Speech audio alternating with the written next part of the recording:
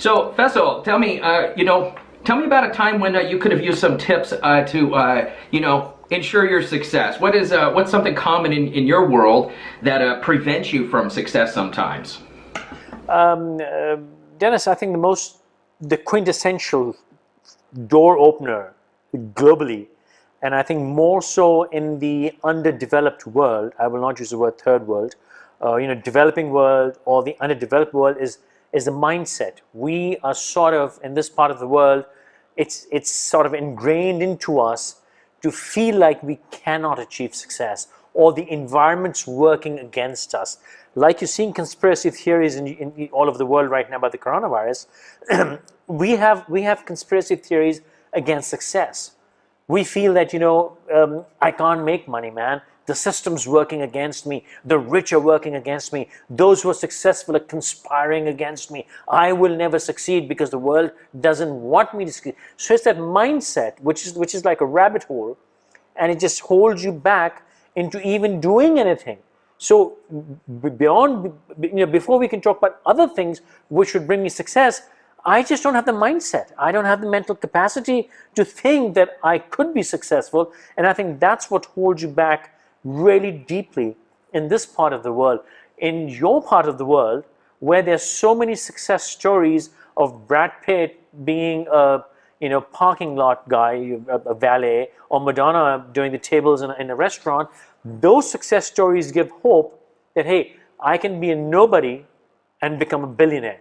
Whereas in the developing world or the non-industrialized world, maybe that's the right word, there are no such success stories. Even if they are, they're looked down upon. And so, one example, Modi of India has risen from being a tea boy. And people don't celebrate him coming from being a tea boy. He's just a tea boy. Where's the crime in being a tea boy? Where's the crime in being a tea seller?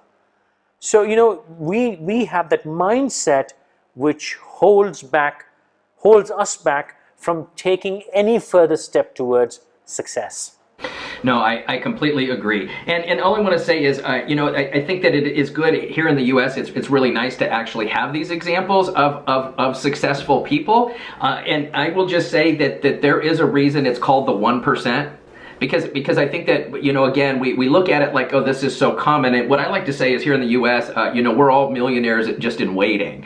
We're all waiting for that one big moment to hit it big, or, to have that one video. I think there's so much, I think what it's done in so many ways is it's created kind of a mindset of a one-trick pony. So one and done type of a thing. Like, I'm going to go up to the tee box in my golf game and just hit a hole in one, my very first stroke out of the box.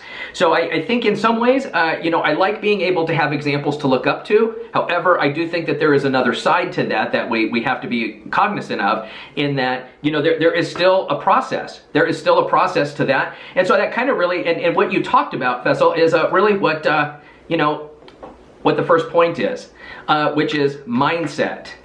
So mindset is absolutely imperative for what we're talking about today in achieving and accomplishing our goals. So, the right mindset has to do with understanding that we're human. It has to do with understanding and acknowledging the fact. And I want to say this, it has to acknowledge the fact that we bring in bad habits. We bring in bad habits to the goals that we're trying to accomplish. So I think it's just important to acknowledge those. And again, like if we procrastinate in other parts of our life, when we go to set goals, there's a good chance we're going to bring that procrastination tendency into that. So it's really understanding, like, getting our mindset in the right place so that we can move forward and actually attack our goals. What I like to call it is strategic thinking. So it's more long-term in nature. It's more, we're having benchmarks that we're able to gauge our success as we're continuing to move forward. So as far as mindset, what's the most helpful part of, how do you get yourself into a mindset, Faisal, that allows you to be successful in what you're trying to accomplish? Bro, my utility bills, my credit card bills. I mean, you know what? You look at them and you're like, sure. I have to succeed. I have to survive. And that is not, okay, that's one thing, financial success. Any success. My mother could be feeling ill. And maybe there's so many things working against the whole situation, but I want to help her feel better, and I'll work against the odds. The mindset kicks in. So, that's just one example. You need to take that mindset and plug it everywhere, and the biggest motivation for success has to be personal gain. And I'm not even defining what success is. Success is relative to everyone. Your personal gain is relative to everyone. Doesn't matter how you define your success. Doesn't matter how you define that gain. Whatever your definition is, you have to want it really, really bad. And that is the mindset. I want to succeed, and I'm going to chase that goal. So it really is, what is it that we want to accomplish? And I think that we have to set these very clear goals. It's kind of like people tell me in a coaching session, oh, DT, I want to make $1 million.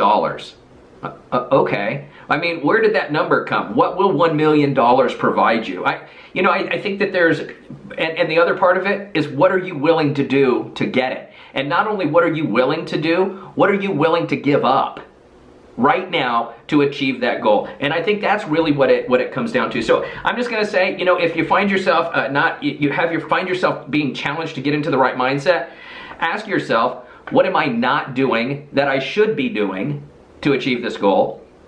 The other thing is, what am I doing that I shouldn't be doing to achieve this goal? And then once we answer those two questions, well, either, a lot of times we find out, hey, this isn't really a goal that I want in the first place. I thought it was I was more interested in the outcome than I am actually putting in the effort towards making it happen. So absolutely, mindset is 100% correct in the first step. Go ahead. You have to individually determine what is success for you. No one can tell you, you've got the mindset, I want success, but be very clear about how you define success at a given point in space. Now, interestingly, your success, your idea of success can completely change as you go through life.